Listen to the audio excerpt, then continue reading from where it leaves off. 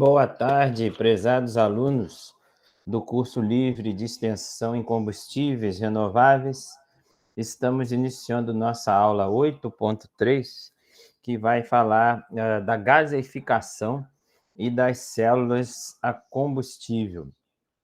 Importa sempre fazermos um link, né, uma ligação, uma conexão com a aula anterior. E na aula anterior, nós vimos, nas aulas anteriores, duas anteriores, vimos a produção de hidrogênio, né? A produção de hidrogênio, principalmente a partir do processo de reforma a vapor. Eu falei principalmente porque é o mais usado atualmente, e também a partir da eletrólise da água. Uma terceira fonte de hidrogênio, um terceiro processo de obtenção de hidrogênio, é a gaseificação da biomassa, que ainda é bem pouco utilizado, mas a gente deseja exatamente mostrar que é uma opção, sim, a produção de hidrogênio renovável a partir da biomassa. Vale um destaque inicial, uma ênfase inicial, que existe uma classificação dos hidrogênios. Resumidamente, se chama de hidrogênio cinza os hidrogênios obtidos por reforma a vapor de combustíveis fósseis. O hidrogênio verde ele é obtido a partir da energia solar fotovoltaica, e a partir da energia eólica. Existe ainda uma classificação de hidrogênio rosa a partir da energia nuclear, da eletrólise por energia nuclear. O hidrogênio verde seria obtido por eletrólise da água, da energia solar e da eólica. E a gaseificação da biomassa, que é nosso tema de hoje, geraria um hidrogênio renovável, e isso é muito importante, principalmente porque o Brasil tem grandes condições de utilização da biomassa, ou seja, de usar esse processo de conversão da biomassa chamado gaseificação, visando obter hidrogênio, é o que a gente quer mostrar. Pois bem, esse processo de gaseificação da biomassa, essa obtenção do hidrogênio por gaseificação da biomassa, é diretamente relacionado com células a combustível. Por essa razão, falamos em algum momento do curso em células a combustível, mas hoje voltamos e melhor, né, a detalhar melhor as células a combustível, porque elas estão completamente relacionadas com a geração de hidrogênio. Então, nessa primeira imagem, nessa primeira tela, aparece a gaseificação da biomassa, essa imagem aqui mostra a gaseificação da biomassa, e à direita, uma célula combustível.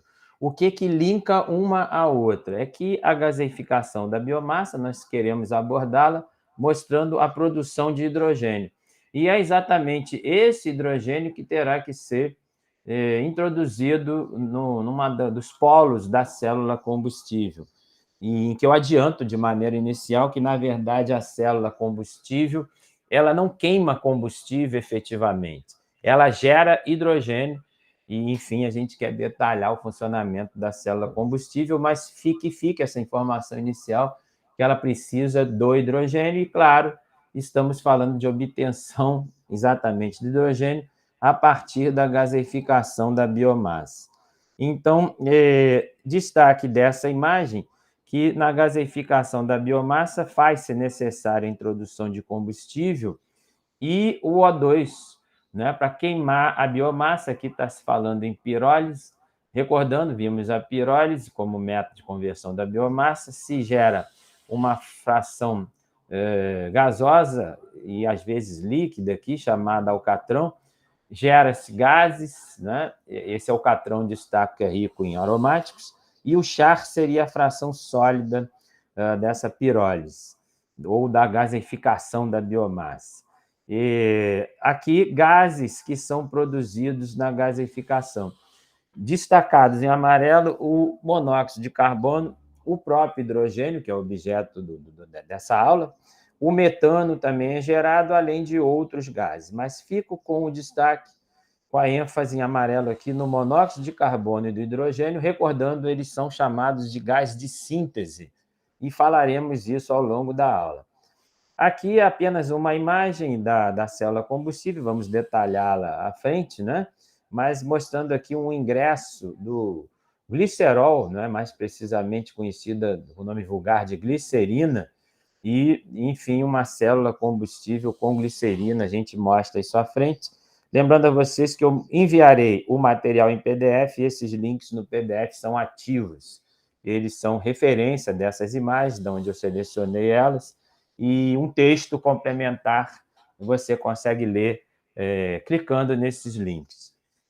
Importantíssimo essa tela inicial aí. A célula combustível, vamos abreviá-la CAC, célula a combustível, é uma tecnologia de geração de potência que converte um combustível, geralmente o hidrogênio, ou uma substância que contenha hidrogênio na forma, então veremos células a combustível a etanol, células a combustível a glicerol, enfim, células a combustível com vários combustíveis, né? Daí o nome dela, apesar de não existir queima do combustível, né? Então não ocorre uma combustão na célula de combustível, é verdade que ela usa um combustível, daí o seu nome, na medida daquela definição importante nossa de que combustível é qualquer substância que tenha hidrogênio na forma.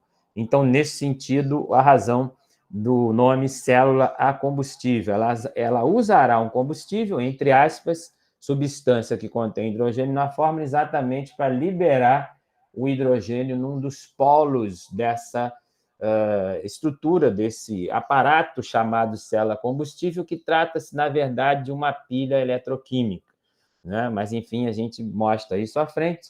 O grande destaque dessa frase é que, nessa célula combustível, o combustível, geralmente, o hidrogênio, na verdade, é sempre uma substância que contém o hidrogênio. Ele é convertido, então sublinha essa palavra agora, gente, diretamente em eletricidade. Então, entenda que a energia química da substância que contém o hidrogênio, né, a energia química dessas ligações químicas, em que um dos ligantes é o hidrogênio, essa energia química é diretamente convertida em eletricidade através de reações eletroquímicas. E mostro na aula, na tela seguinte, perdão, o porquê desse diretamente. Volto a isso já. Complementando a tela aqui, a célula combustível tipo PEMFC, tem a abreviação desse nome, Proton Exchange Membrane Fuel Cell, utiliza o hidrogênio de alta pureza. Então, daí a razão inicial daquela fala minha de que só estamos falando de célula de combustível, porque ela está completamente casada no sentido de dependente de uma fonte de hidrogênio de alta pureza. E, claro, para utilizar esse hidrogênio como combustível dessas células a combustível, é necessário retirá-lo das fontes onde ele se encontra. Então, vamos falar de novo, né? É mais uma aula se falando das fontes do hidrogênio, exatamente para usá-lo na célula combustível. Mas volto a isso aqui e mostro na próxima tela melhor isso aqui. Então, a célula combustível converte a substância que contém hidrogênio, chamada combustível, diretamente em eletricidade, é o grande mérito da célula combustível. A pergunta é: haveria como um combustível ser convertido em eletricidade de forma indireta? É o que mostramos agora. Perceba essa sequência aqui, gente, essa imagem, que uma caldeira ou um motor a combustão, né, que, em resumo, queima um combustível, ele libera vapor, então ele libera calor, né, que estava contido na fórmula química do combustível, que é queimado na caldeira ou que é queimado no motor a combustão. Esse calor liberado, não é, pela queima do combustível no motor a combustão ou numa caldeira, esse vapor, esse calor, ele movimenta uma turbina, né? E aí a turbina ela consegue, a partir dos materiais que tem dentro da turbina, converter esse calor, né, em giro, né? Enfim, essa energia térmica é convertido em energia mecânica, porque esse calor, esse vapor d'água, no caso aqui, ele vai girar as pás da turbina. E essa turbina está ligada a um centro de magnetismo em que, em resumo, tem fios elétricos enrolados, é o conceito de bobina, e, enfim, gera-se a corrente elétrica a partir do giro de um campo magnético, né? Essa interconversão entre magnetismo e eletricidade ocorre nesse par turbina-gerador, enfim, né? Veja que eu estou sublinhando a palavra enfim, gerou-se a eletricidade. Por que eu estou sublinhando enfim? Porque houve essa soma de etapas, né? Todo esse caminho que vai da energia química do combustível que é queimado na caldeira no motor a combustão, para que depois dessas várias etapas seja gerada a eletricidade, seja gerada a corrente elétrica. E falamos exatamente que na célula combustível, o combustível que contém hidrogênio, ele gera diretamente eletricidade. Eu botei uma imagem simples aqui de uma célula combustível, que eu explico em detalhe depois, mas entenda que nessa célula combustível, o hidrogênio que está como composição química do combustível, esse hidrogênio que é gerado, ele entra diretamente nesse aparato chamado célula combustível e ele passa os elétrons desse hidrogênio, porque ele perde elétrons, se torna H+, e os elétrons dessa molécula fluem, passam por um circuito externo, caracterizando a formação de corrente elétrica, ou seja, daí o termos falado que o combustível, em geral não, em regra, né, uma substância que contém hidrogênio, ele diretamente é convertido em eletricidade nesse aparelho, nesse aparato, né? Nesse instrumento chamado célula combustível. Não houve nada direto aqui no motor a combustão ou numa caldeira. Então, lendo o que eu escrevi aqui, perceba que nesse desenho de baixo, em que é bastante indireto, houve primeiro uma transformação do combustível, da energia térmica, do calor, em energia cinética, que é esse caminho que o vapor faz.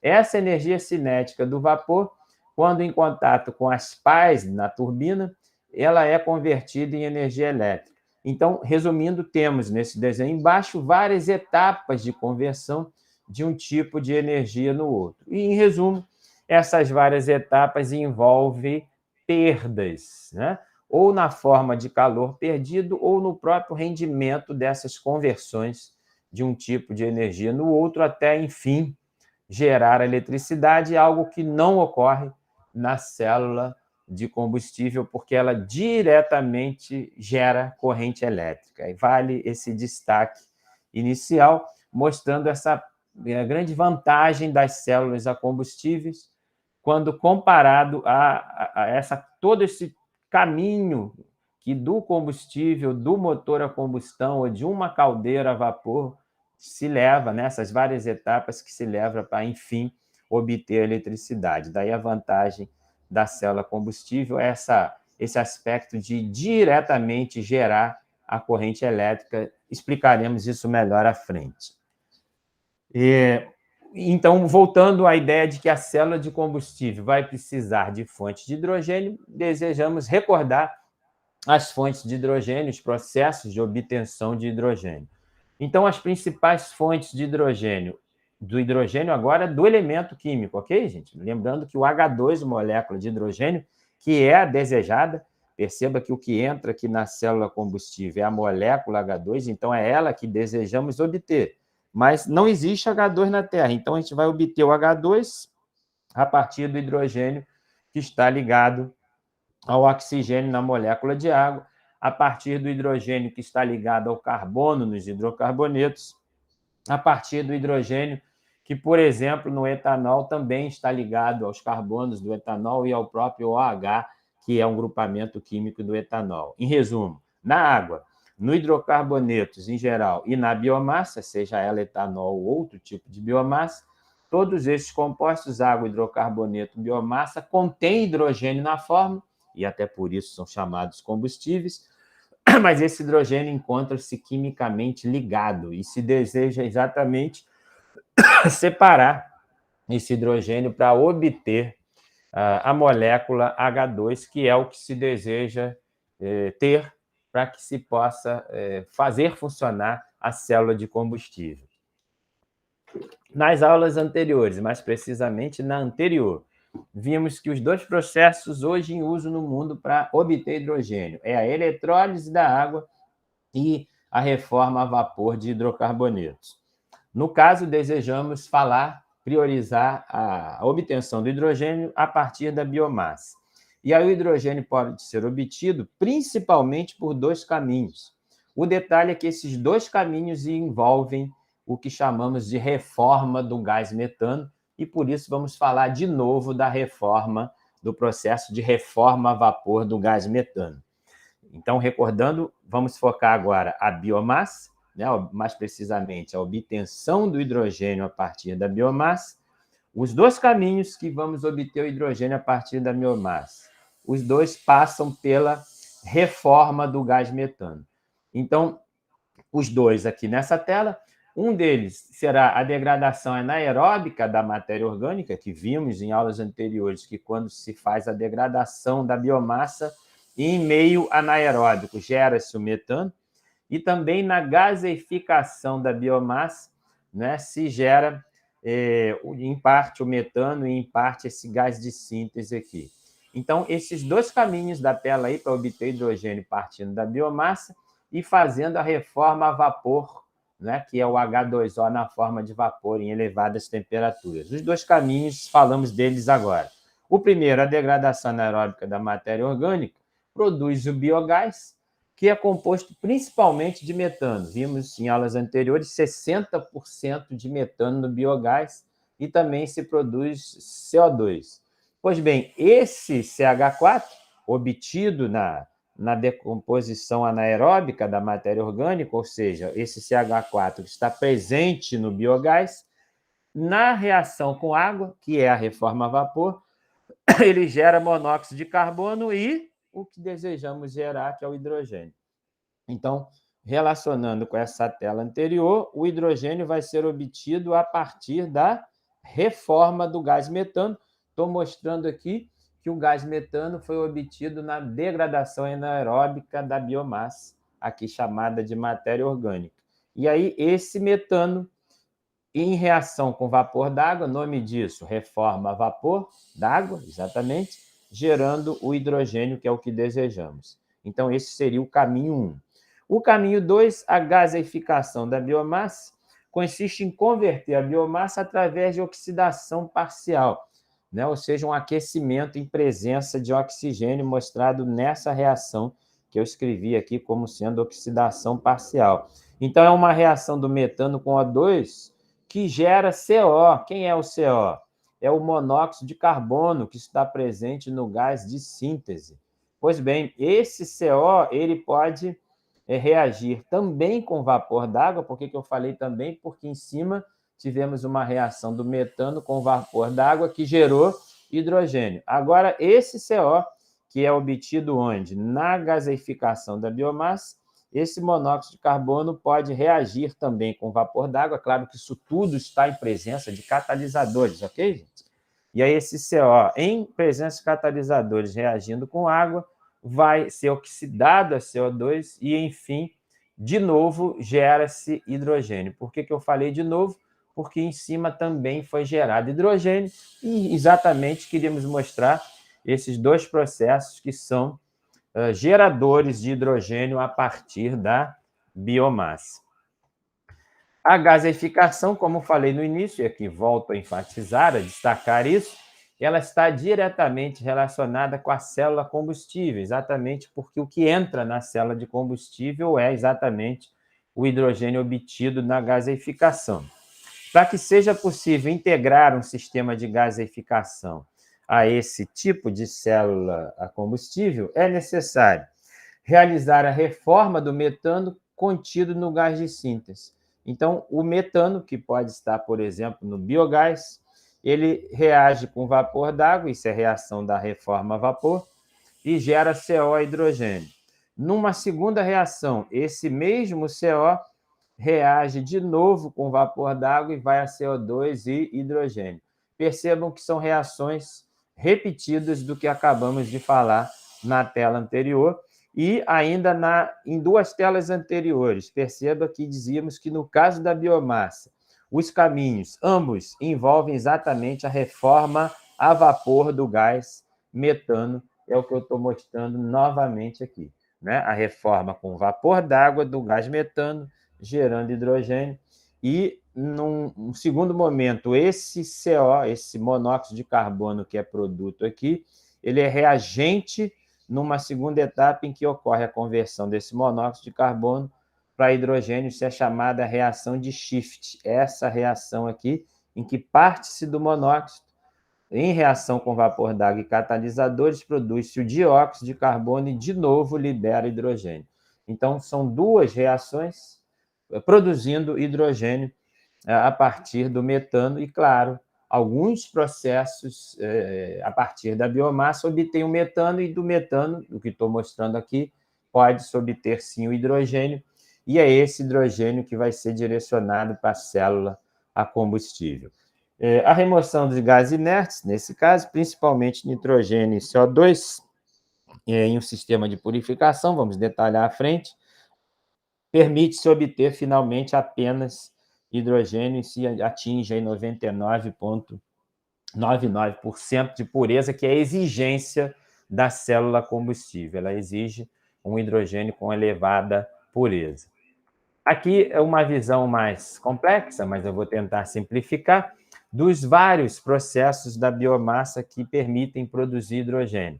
Aqui em cima estão listados vários resíduos agroindustriais e até resíduos florestais, e esses resíduos podem passar por processos de conversão que nós estudamos no curso, como conversões termoquímicas, principalmente a pirólise e a gaseificação, que estudamos, e a gaseificação voltamos a falar agora.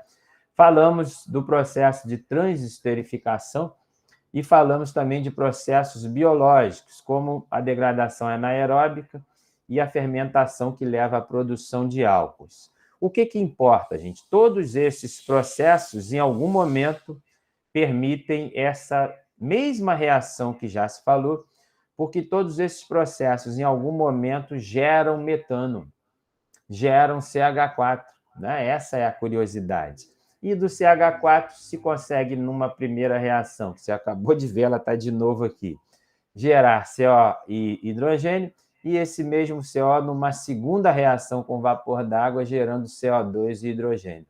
Percebam, gente, o quanto essa reação aqui se repete e a importância dela. Vou andar para telas anteriores. Nessa daqui, ó, CH4 mais H2O dando CO e hidrogênio, numa segunda reação, CO e água dando CO2 e hidrogênio.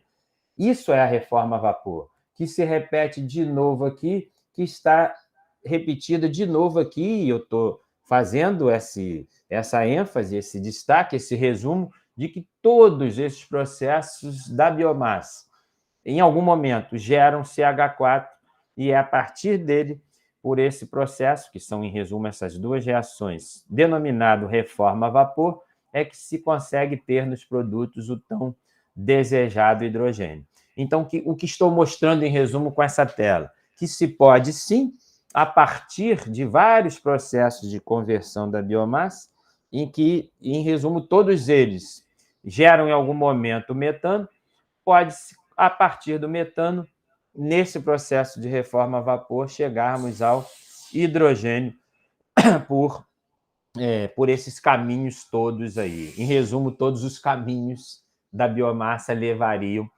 a partir da reforma a vapor, ao tão desejado hidrogênio. É isso que quis resumir, que quis sintetizar, mostrando essa tela aí. Aqui, numa visão mais simplificada, menos poluída visualmente, né? De novo, quem? Você já gravou isso aqui. O processo de reforma a vapor, que parte do metano. Acabamos de dizer que vários dos processos de conversão da biomassa, em algum momento, geram metano, e aí essas duas reações geram hidrogênio. Pois bem, a biomassa é que leva a isso, né? Então, a biomassa, eu aqui particularizei o exemplo da degradação anaeróbica, em que no gás, no biogás, né, se produziria muito metano, e aí se permite esse processo de reforma a vapor levando ao hidrogênio. Então, a degradação anaeróbica seria um exemplo dentre aqueles vários que acabei de mostrar. Mas ficando com a degradação anaeróbica, ou ainda a própria gasificação, que também gera metano. Faz-se essa reforma a vapor, e aí vamos ter o quê, gente? Vamos ter aqui nos produtos o hidrogênio, que é o desejado, mas perceba que há a formação de CO, de monóxido de carbono, nos produtos e também de dióxido de carbono. Vale lembrar que essa reação ocorre em reatores abertos ao ar, então sempre ocorre o ingresso no reator de nitrogênio. Pois bem, se desejamos, né, e quem deseja é a célula combustível. Se a célula combustível deseja, acabamos de falar, um hidrogênio com elevada pureza, né, com 99,9% de pureza, não se pode ter junto do hidrogênio o CO, o CO2, nem o N2, ou seja, dióxido de carbono CO2, monóxido de carbono CO e o gás nitrogênio N2, eles precisam sofrer remoção. Então, temos esse processo aqui, com as iniciais PSA, que significa Pressure Swing Adsorption, que seria um processo envolvendo variações de pressão e adsorção, com o objetivo exatamente de remover o gás carbônico, o monóxido de carbono e o nitrogênio, e oferecer, enfim, o hidrogênio puro para as CA6, que é a abreviação de células a combustível. É isso que eu quis resumir nessa tela aí. Aqui uma outra visão genérica, então simplifiquei aqui e mostrando agora de forma geral o hidrogênio, né, no final das contas, e a partir da biomassa, passando basicamente pela gasificação e pela reforma, que é isso que mostramos aqui. Então, da biomassa para o hidrogênio, passando pela gasificação e pela reforma a vapor. Podemos ter no caminho tantos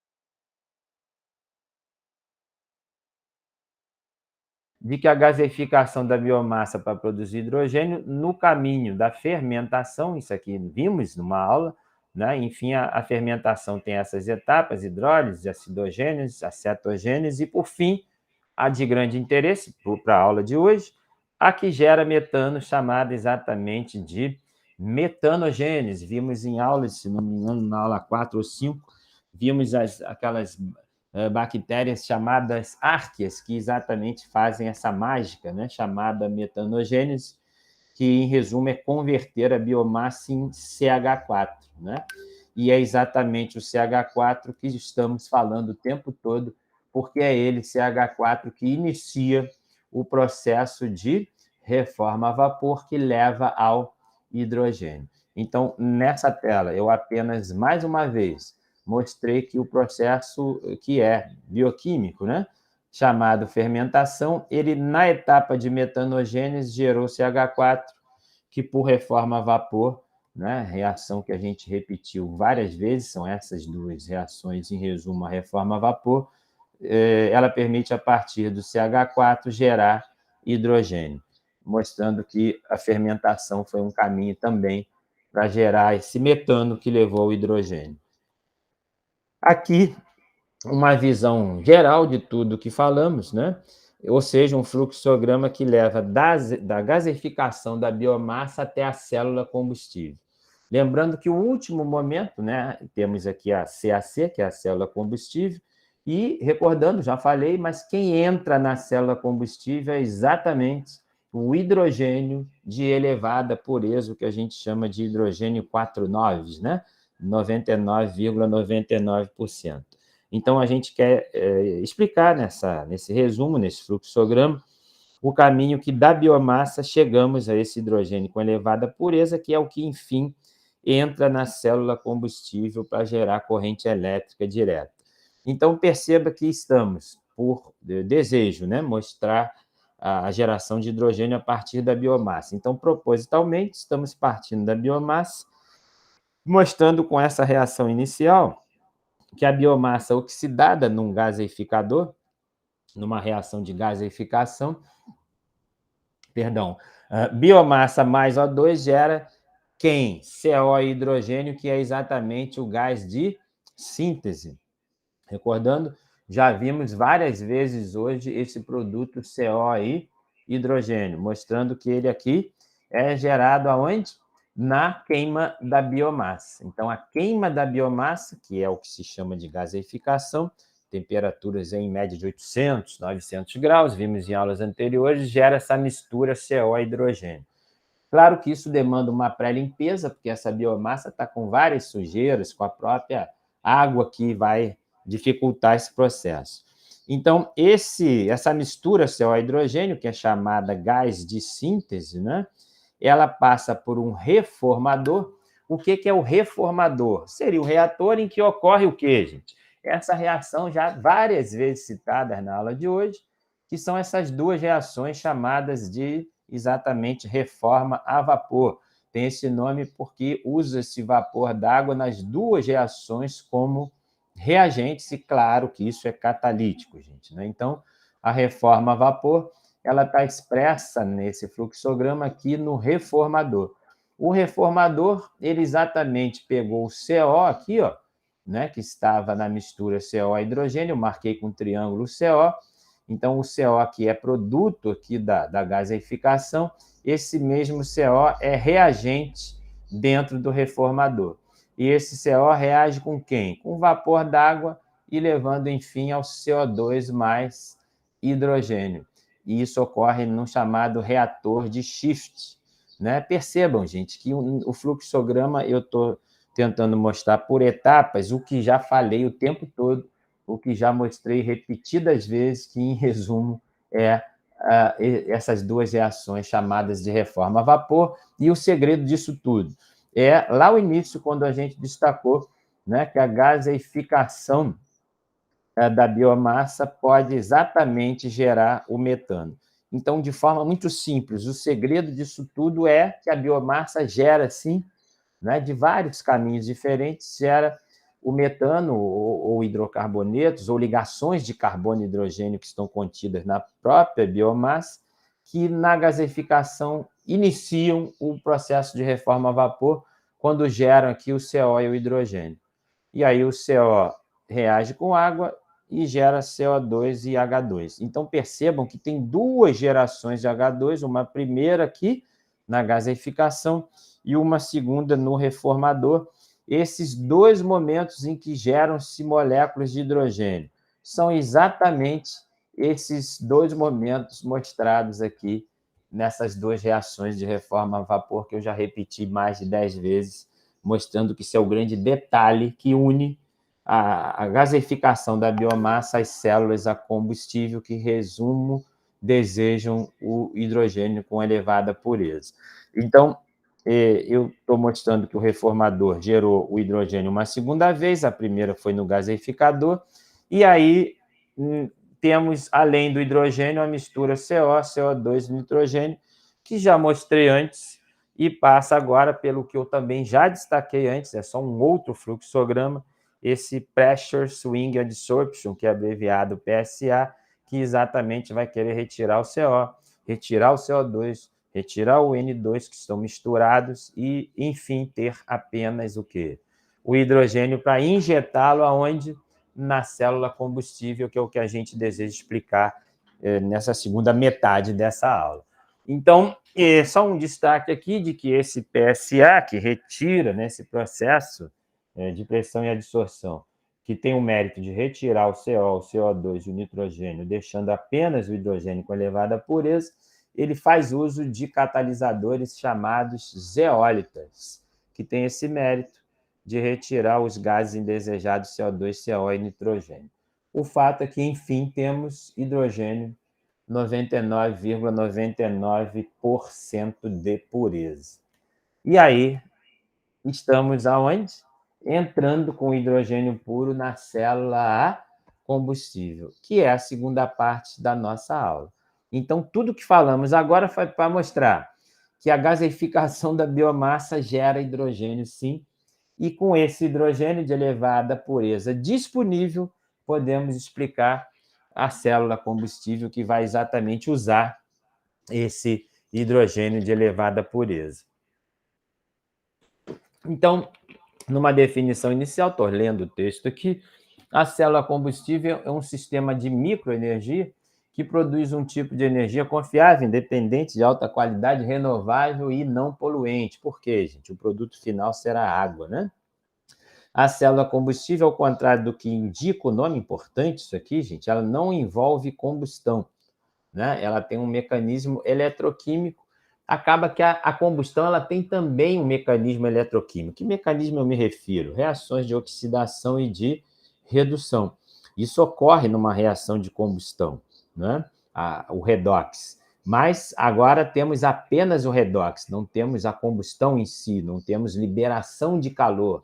Até porque liberação de calor na combustão significa exatamente perda de energia. Essa é a grande vantagem da célula combustível, o fato de que o combustível em si, que no caso o hidrogênio que é injetado na célula combustível, gerado nela, ele diretamente gera corrente elétrica, é o que queremos mostrar agora. Lembram, lá no início eu sublinhei aquele aspecto de gerar hidrogênio e depois corrente elétrica diretamente. E eu fiz a comparação com o motor a combustão que tinham várias perdas, né? Então, a razão de não ter várias perdas é exatamente isso aqui, o fato de que a célula combustível, apesar do nome, não envolve uma combustão clássica, apesar de ser um mecanismo redox que também ocorre na combustão. É um dispositivo eletroquímico, no popular, uma pilha, que combina hidrogênio com oxigênio para produzir a eletricidade e gerar água de resíduo, resolvendo, né, claro, o problema da geração de CO2 nos motores a combustão. A célula unitária consiste em 2 eletrodos porosos, cuja composição depende do tipo de célula, separados por um eletrólito e conectados por meio de um circuito externo, exatamente onde vão fluir os elétrons, gerando a corrente elétrica. Isso é uma visão de uma pequena célula a combustível. Os eletrodos são expostos a um fluxo de gás para suprir os reagentes do combustível oxidante. Mais à frente, próxima tela, um esquema detalhado disso, né? Então, só um registro histórico de que em 1839 o Sir William Robert Groove, ele que teve a engenhosidade de criar essa ideia que agora está sendo aí recebida, muito bem recebida no cotidiano do século XXI. Né? Estamos tentando introduzir isso nos combustíveis renováveis. Resumo aí dessa imagem: o combustível hidrogênio no anodo, o oxigênio, que a gente chama de receptor de elétrons, no cátodo. Mas o início desse processo seria o quê, gente? A molécula H2 se separando em 2 íons positivos H+, 2 cátions H+, e 2 elétrons. Pois bem, quando separados, eles terão destinos diferentes. Esses 2 cátions H+, vão fluir nesse pedaço verde aqui, que é uma membrana porosa, aqui escrito membrana de troca iônica. Quando eu falo membrana porosa, é que essa membrana ela permite a passagem dos íons H+, mas com alguma resistência a essa passagem. Enfim, é uma passagem lenta dos íons H+, lenta quando comparada aos 2 elétrons que tiveram destino diferente e passam pelo circuito externo. Circuito externo em que, tendo essa passagem de elétrons, fica caracterizado aqui o conceito, o fenômeno da corrente elétrica, e aqui, a essa corrente elétrica gerada no circuito externo, estará conectado o motor de um carro, o motor de qualquer aparato que vai funcionar, não é, com esse dispositivo chamado célula combustível. Mas então o primeiro grande detalhe é que a molécula H2 se separou em íons H+ e 2 elétrons. Então essa perda de elétrons, por definição, é uma oxidação, e a gente diz que a oxidação sempre ocorre no anodo. Mas voltando aos 2 íons H+ e aos 2 elétrons, para onde foram eles? Os 2 íons H+ passam aqui pela membrana porosa e os 2 elétrons, passando pelo circuito externo, geram a corrente elétrica diretamente, aquilo que eu destaquei lá no início. sem interferência de etapas, sem perdas. Ou seja, aqui temos a energia química da ligação química e diretamente gerou-se corrente elétrica. Ao contrário daquela tela inicial em que comparamos, né, o motor a combustão com várias etapas, com várias conversões de tipos de energia para, enfim, gerar a eletricidade. É esse caráter direto que a gente se referiu lá no início. Ou seja, quando se quebrou a ligação química de um hidrogênio ligado ao outro, ligação covalente simples. Se formou dois íons H+, imediatamente, diretamente, os dois elétrons, ao passar pelo circuito externo, geram eletricidade sem perdas, com grande rendimento. É esse o destaque. Dando continuidade, esses dois elétrons que passaram pelo circuito externo, eles vão se acumular aqui no cátodo, e aí, do outro lado, que é o cátodo, o que vai acontecer? Esses elétrons serão atraídos pelo oxigênio. O oxigênio, quem é da química sabe que ele tem uma propriedade chamada eletronegatividade, ele tem isso bem elevado, e exatamente a eletronegatividade elevada do oxigênio é a afinidade grande que ele tem por elétrons. Então, esse oxigênio que está do outro lado, ele capta esses dois elétrons, mas lembram, o H+ migrou para cá, ó.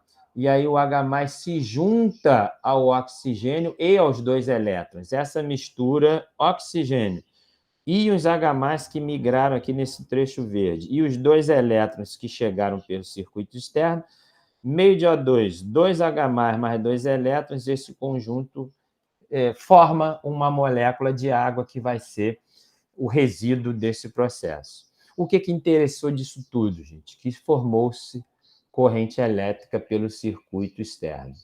Ou seja, uma conversão direta da ligação química, da energia química, que a gente chama da ligação, gerando diretamente corrente elétrica e, no final, gerando água, o que é um resíduo super bem-vindo comparado aos resíduos dos combustíveis fósseis todos. Aqui uma outra versão, uma outra explicação daquela imagem anterior, mas eu gostei dessa imagem porque era maior e tem um texto associado à imagem. Então, seguirei o texto aqui na explicação.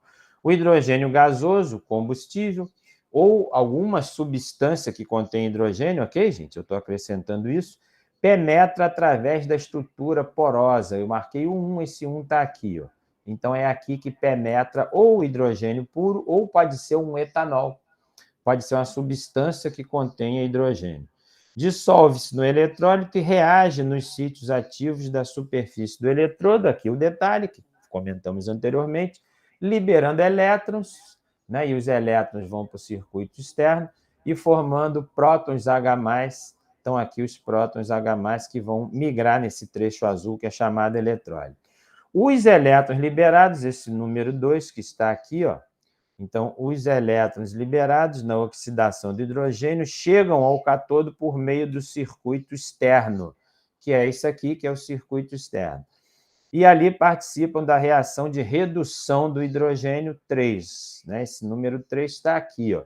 É aqui que ocorre a redução do hidrogênio, que já comentamos na tela anterior, aquele encontro do oxigênio com os elétrons que ele gosta, e com esses íons H+, que migraram para cá, essa soma O2, íons H+, e dois elétrons formando água. Os prótons formados no anodo são transportados ao cátodo, esse caminho 4 aqui, onde reagem formando o produto da reação global, a água que já comentamos, então, único resíduo disso tudo, H2O. Que reações ocorrem? Aqui, de forma mais clara, nessa célula combustível, a reação que ocorre no anodo é a oxidação do hidrogênio, em outras palavras, o hidrogênio perde elétrons que migram pelo circuito externo, e a reação que ocorre no cátodo é exatamente o oxigênio receber esses elétrons, isso é chamado na química de redução do oxigênio. E as reações são essas: no anodo, o hidrogênio se transforma em íons H+, e libera dois elétrons, e no cátodo, exatamente esses mesmos dois elétrons liberados se juntam ao oxigênio e aos íons H+, que fluíram aqui pelo eletrólito, para formar a água, e seria essa a reação global da célula combustível. Pode-se dizer que a síntese da água, uma leitura válida dessa reação, a água sendo sintetizada a partir do hidrogênio e do oxigênio. Explicado esses aspectos da célula combustível, fica essa pergunta aqui no setor automobilístico, né? Os carros com bateria são preferíveis ou os carros com tanques de hidrogênio? Então, se fala muito em carros elétricos, mas seria melhor que eles fossem elétricos, com baterias clássicas, ou tanques de hidrogênio? Não estou perguntando da célula de combustível aqui, ok? Querendo comparar vantagens, desvantagens, aspectos de um carro elétrico com baterias clássicas ou um carro novo aí, que seria novidade no mundo, com tanques, em vez de ter aqueles cilindros de GNV, muito comuns hoje, os carros teriam cilindros de hidrogênio. Será que isso é tão fácil assim? Queremos comentar. Os carros elétricos com bateria, o que é destaque nesse carro elétrico com várias baterias?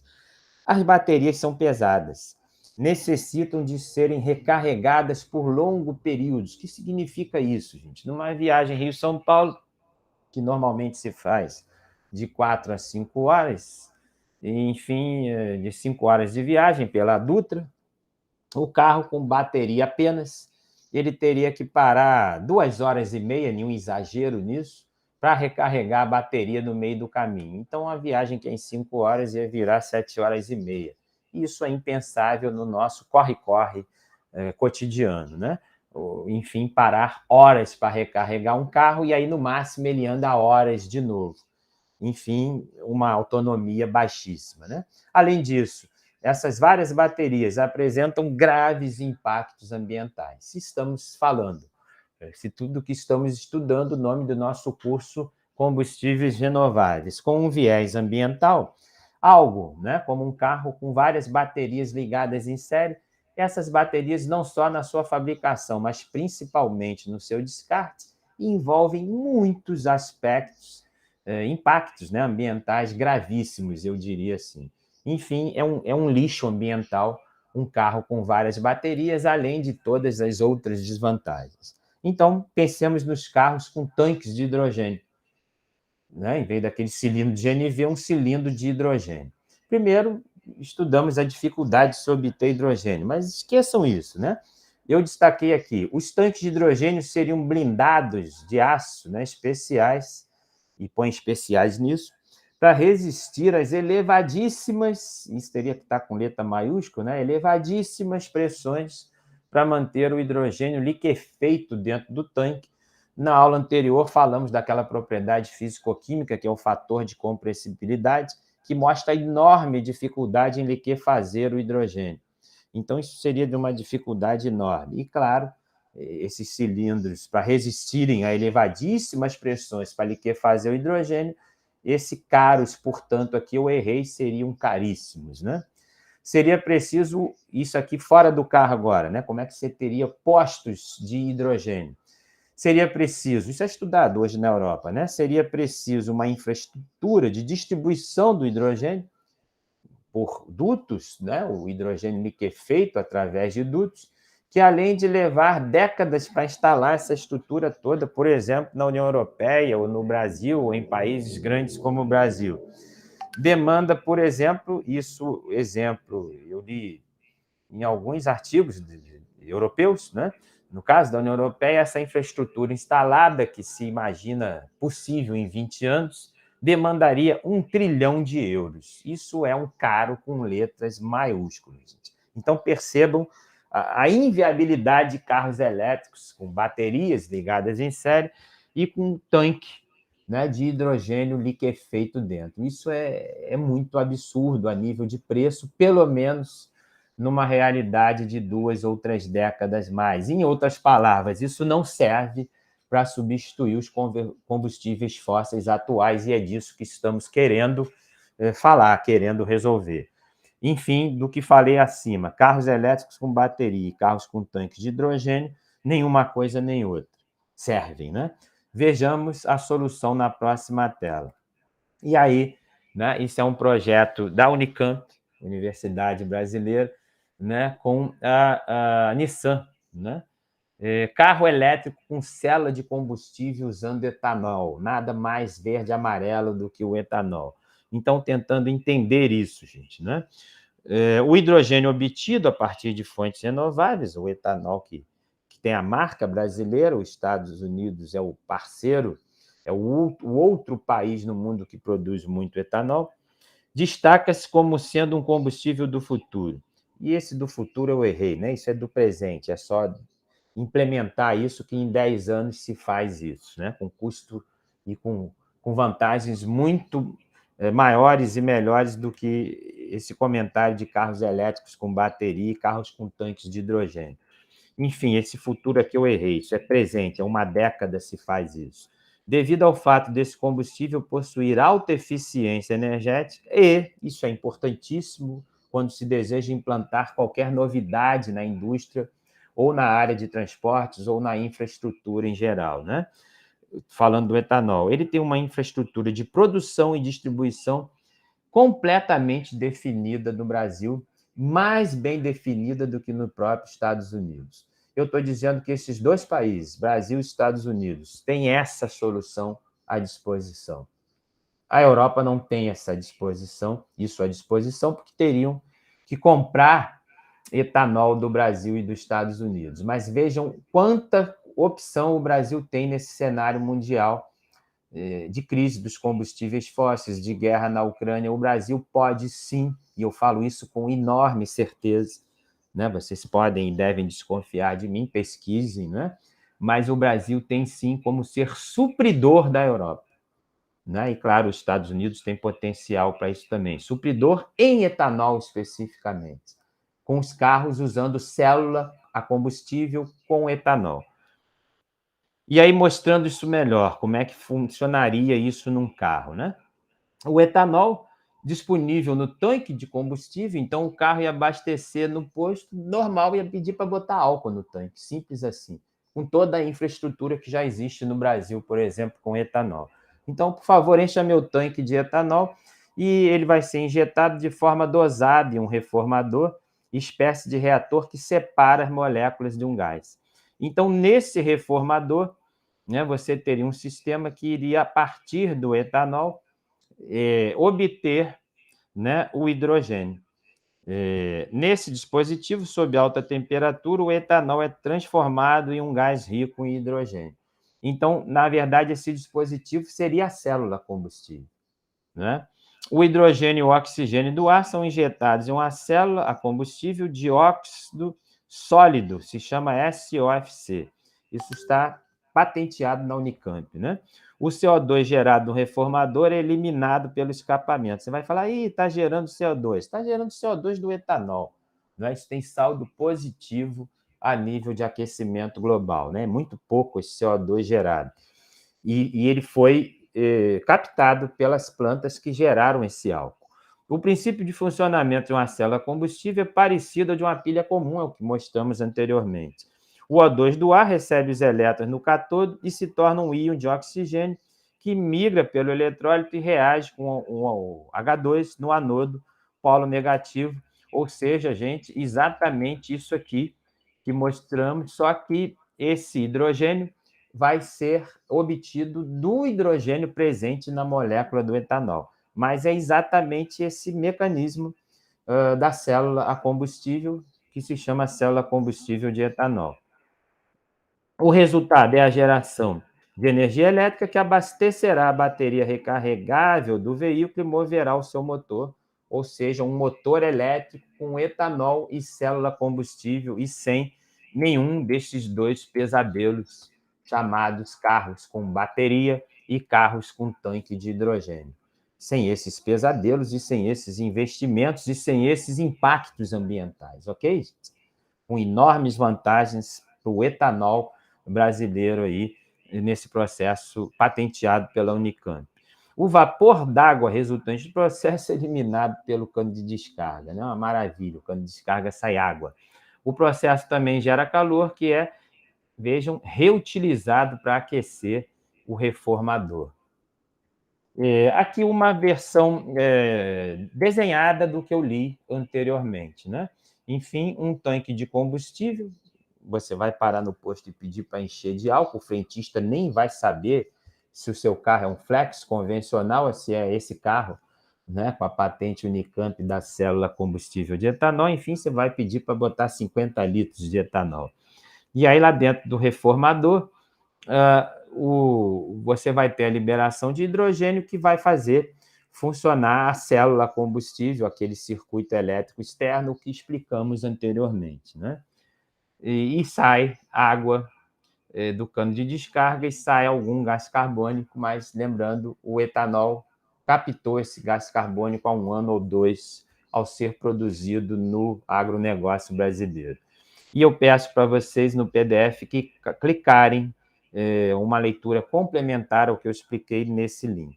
É muito bom isso, gente. Eu escrevi aqui, excelente.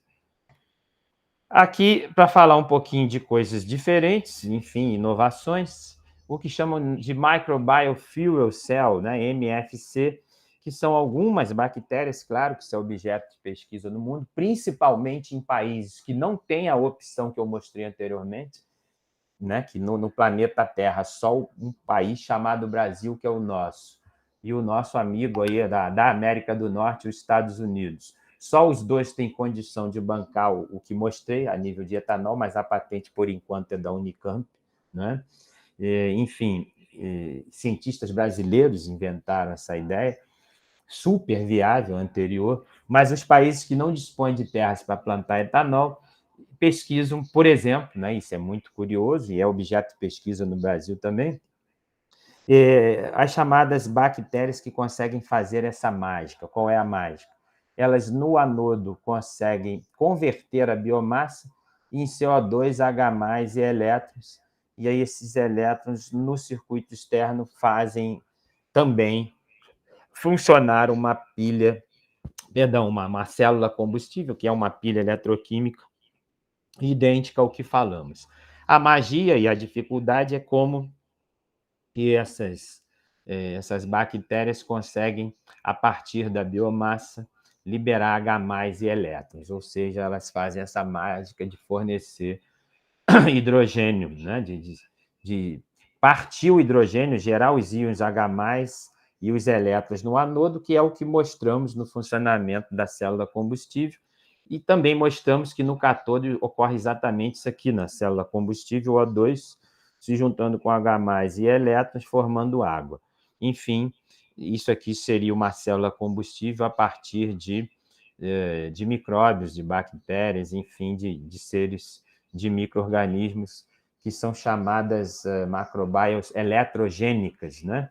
Enfim, eu apenas li alguns artigos sobre isso, mas confesso que não sei detalhes disso, mas cliquei um vídeo no YouTube só para aguçar aí a curiosidade de vocês. São alternativas, né, ao projeto anterior que mostrei, com células a combustível com etanol, completamente renováveis, né, e completamente verde e amarelo esse projeto. Aqui alguns links de interesse, eu destaquei 3 páginas aí, gente, e destacando, enfatizando que todos esses links, eu espero, estejam ativos para vocês no PDF, que é o que eu vou enviar. Claro, se não tiverem ativos, vocês, uma vez ou outra eu testei, alguns não estão ativos, eu não entendo o porquê disso, vocês copiem e pesquisem esses links, que são excelentes coisas aí. E eu espero ter animado vocês com esse estudo de células a combustível, e também espero ter deixado claro as enormes, né, possibilidades que o Brasil tem nessa área de biomassa, nessa área de combustíveis renováveis. Eu estou encerrando, portanto, a nossa última aula e deixo um recado de otimismo a todos, né? É curioso, né, a gente deixar um recado de otimismo num momento de crise tão grande, mas não há por que termos pessimismos, né? Questões políticas eu considero secundárias à ciência. A ciência vence as politicagens sempre, né? Isso é uma história da humanidade. não será diferente no Brasil.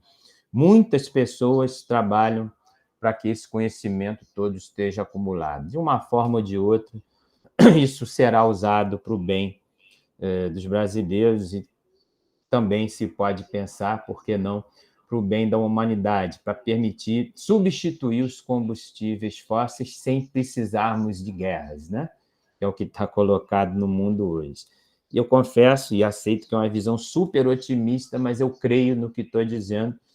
E, por outro lado, de forma menos otimista e mais realista, isso, se você não acreditar nesse otimismo todo meu, isso vale sim para que gere empregos para vocês e para vários brasileiros nessa área de combustíveis renováveis.